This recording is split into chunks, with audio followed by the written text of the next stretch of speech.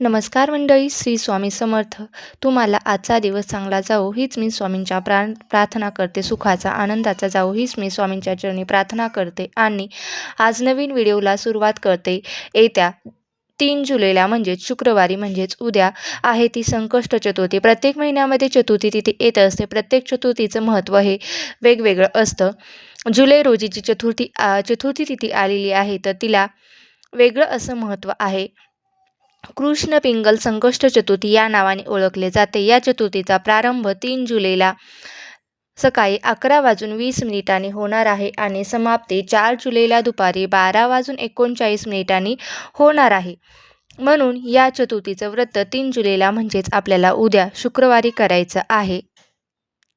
आता या दिवशी चंद्रोदय होणार आहे रात्री 9:53 तर 9:53 चंद्रदेवाची पूजाही करायची आहे. गणपती बाप्पांची आरती करायची आहे आणि नैवेद्य दाखवून तुम्हाला हे व्रत सोडायचं आहे. तर या व्रताचं शुभफळ हे आपल्याला मिळत असतं किंवा प्राप्त होत असतं. आपल्या हिंदू धर्मात चतुर्थी व्रताला अत्यंत मोठं धार्मिक महत्त्व आहे.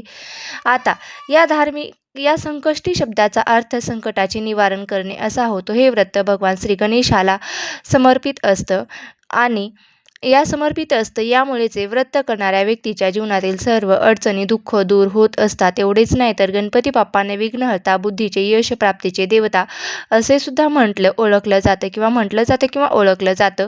म्हणून या दिवशी खास करून मुलांसाठी काही प्रभावी उपाय हे केले जातात. कोणते उपाय ते आपण आजच्या व्हिडिओमध्ये जाणून घेणार आहोत. असा कोणता प्रभावी उपाय आहे ते मी तुम्हाला सांगणार आहे.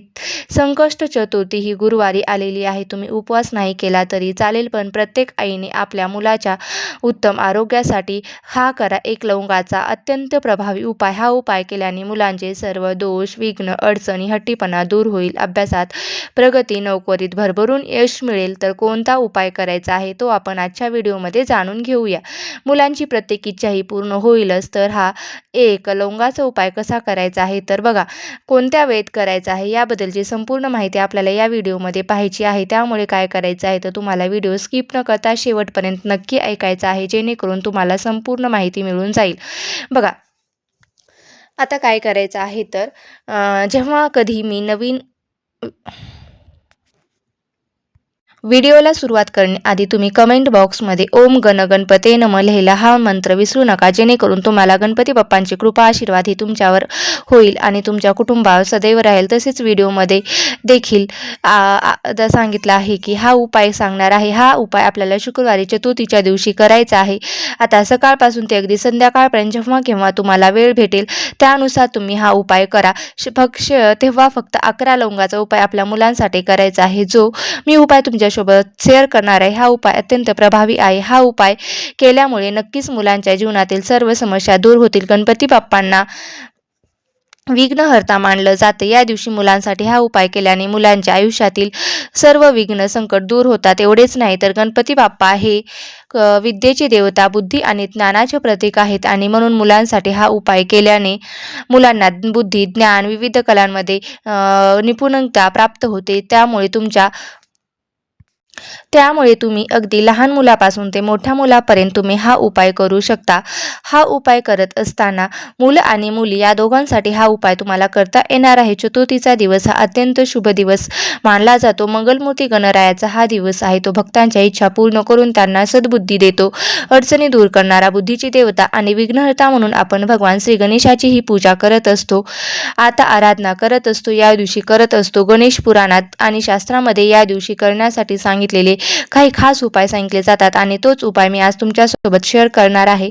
चला तर मग बघा, बऱ्याच वेळा मुलांना कठोर परिश्रम करून ही कामात यश मिळत नाही. म्हणजेच भरपूर शिकलेली मुलं असतात पण मुली असतात पण त्यांना मनासारखी नोकरी मिळत नाही किंवा कोणतीही गोष्ट ही त्यांच्या मनासारखी घडत नाही. प्रयत्न करूनही त्यांच्या प्रगतीमध्ये सतत काही ना काही अडचणी येत असतात, विघ्न येत असतात, संकट येत असतात. म्हणून मुलांची उत्तम प्रगती व्हावी यासाठी तुम्हाला हा उपाय करायचा आहे. प्रत्येक क्षेत्रामध्ये यश मिळावे यासाठी प्रत्येक आईने आपल्या मुलासाठी हा उपाय नक्की करायचा आहे. तसेच तुमची मुलं शिक्षण घेत असेल, त्यांना शिक्षणामध्ये काही अडचणी येत असतील, तर यश मिळत नसेल, तर मुलं जो काही अभ्यास करत आहे, ते काही वाचत आहे, ते त्यांच्या लक्षात राहत नसेल किंवा एखादी परीक्षा असेल, तर जेव्हा मुलं अभ्यास करूनही त्यांच्या लक्षात परीक्षेला जाताना राहत नसेल, तर तिथे गेल्यावर त्यांना काहीच आठवत नसेल, तर यामुळे मुलांची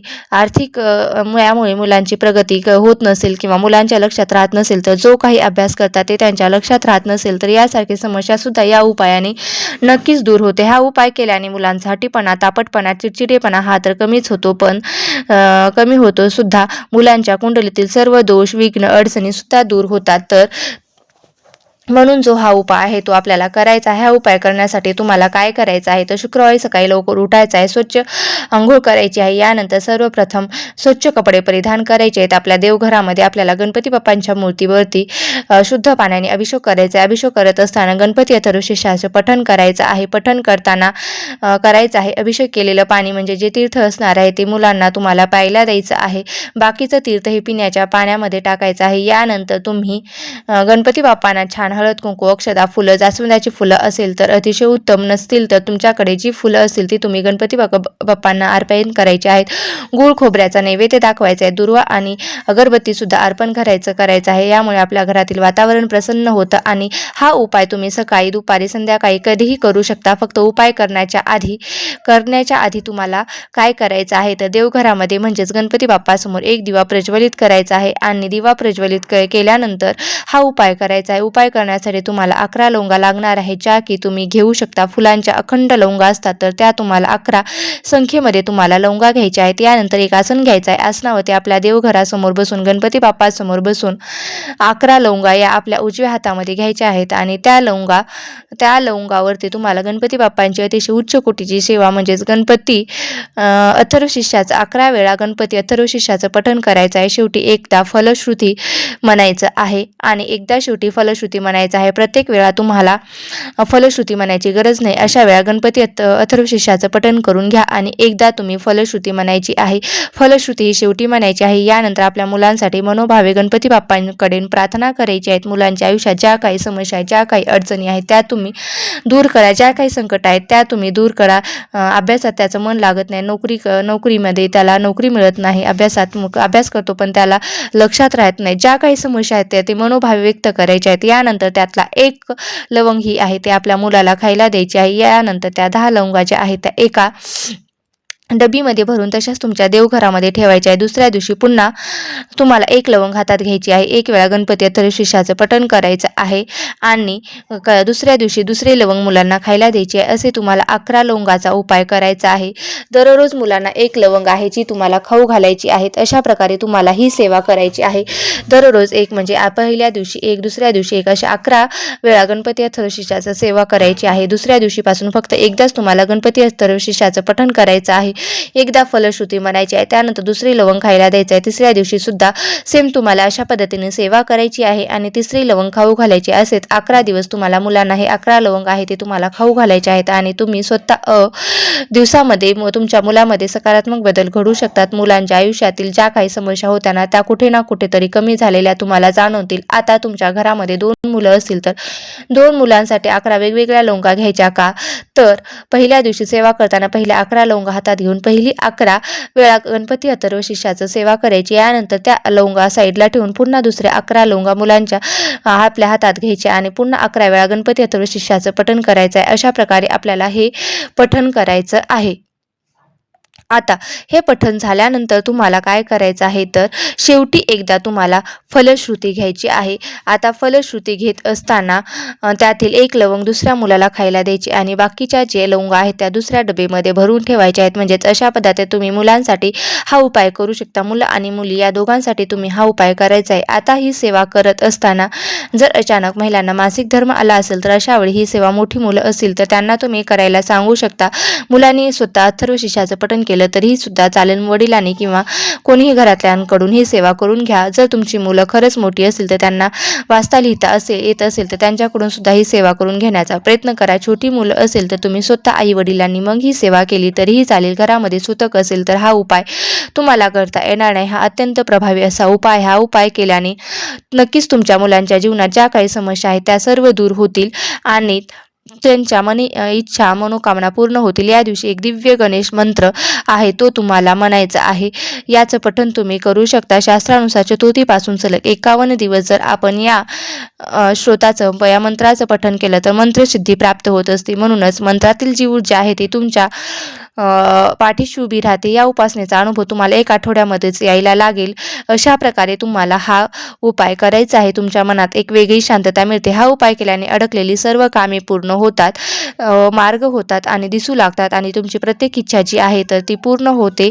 आणि हा मंत्र अत्यंत प्रभावी असल्यामुळे त्याचा जप करताना सुद्धा तुम्ही मनाची आणि शरीराची शुद्धता राखणे अत्यंत गरजेचे आहे. त्याचा उलट परिणाम होईल आपल्यावरती होत असतो. 51 दिवसामध्ये तुम्हाला कोणताही मांसाहार हा करायचा नाही, म्हणजे मांसाहार वर्ज्य करायचा आहे. एखाद्या गोष्टीचं व्यसन असेल तर ते पूर्णपणे बंद करायचा. हा मंत्र तुमचा इच्छा पूर्ण करणार आहे. त्यामुळे जप करताना कोणाबद्दलही मनात द्वेष, हेवा असू नये. हा सर्वात महत्त्वाचं, म्हणजे कोणाचे वाईट व्हावे असं आपल्या मनामध्ये येता कामा नये. जप करून लगेच तुम्हाला 21 दिवसाच्या काळात घरात किंवा बाहेर कोणाशी वाद घालू नये, खोटे बोलणे टाळावे किंवा कोणाचा अपमान सुद्धा करू नये. आपलं कोणाशी पटत नसेल तर शांत बसावं, ठेवून गणेशाला शरण जायचं आहे. आणि मंत्राचं पठण करण्यासाठी दररोज तुम्हाला सकाळी किंवा संध्याकाळी एका जागी बसून तुम्हाला या मंत्राचं पठण करायचं आहे. आणि पठण झाल्यानंतर देवघरासमोर बसायचं आहे आणि आपल्या देवघरामध्ये गणपती बाप्पाच्या मूर्तीसमोर किंवा फोटोसमोर बसून तुम्हाला 108 वेळा या मंत्राचं पठण करायचं आहे. आता बसताना तुम्हाला एक लाल रंगाचं आसन घ्यायचं आहे, त्यावरती बसायचं आहे. आता हे जे आसन आहे ते सुद्धा दिव्य प्रभावी मंत्र आहे, ते तुम्हाला मी सांगते. हा दिव्य प्रभावी मंत्र गणेश गायत्री मंत्र आहे. तर हा मंत्र असा आहे: एकदंताय विघ्ने वक्रतुंडाय धीमहि तन्नो दंती प्रचोदयात. हा मंत्र तुम्हाला ऐकायचा आहे. जर सोपा आहे परंतु तुम्हाला हा अत्यंत प्रभावी मंत्र आहे. तो तुम्हाला चतुर्थीपासून सलग 51 दिवस 108 वेळा या मंत्राचा जप करायचा आहे. त्यामुळे काय होतं तर तुमच्या आयुष्यातील अडचणी, ज्या काही समस्या त्या 100% दूर होतील. तसेच तुमच्या रखडलेली जी कामे आहेत ती सुद्धा पूर्ण होतील. इतका जास्त प्रभावी हा मंत्र आहे. तुम्ही ह्या मंत्राची सेवा करू शकता. 51 दिवसाची सेवा आहे ती सुद्धा तुम्ही करू शकता. तर तुम्हाला नक्कीच या चतुर्थीपासून तुम्ही करू शकता. व्हिडिओमधील माहिती तुम्हाला जर आवडली असेल तर नक्की मला कमेंट बॉक्समध्ये सांगा. व्हिडिओ जर आवडला असेल तर जास्तीत जास्त आपल्या मित्रपरिवारासोबत शेअर करा. तुम्हाला हा व्हिडिओ कसा वाटला नक्की मला कमेंट बॉक्समध्ये सांगा. व्हिडिओ जर आवडला असेल तर नक्की लाईक करा, शेअर करा आणि चॅनलवरती नवीन असाल तर सबस्क्राईब करायला विसरू नका. धन्यवाद. श्री स्वामी समर्थ. जय जय स्वामी समर्थ. ओम गण गणपते नमः. ओम गण गणपते नमः.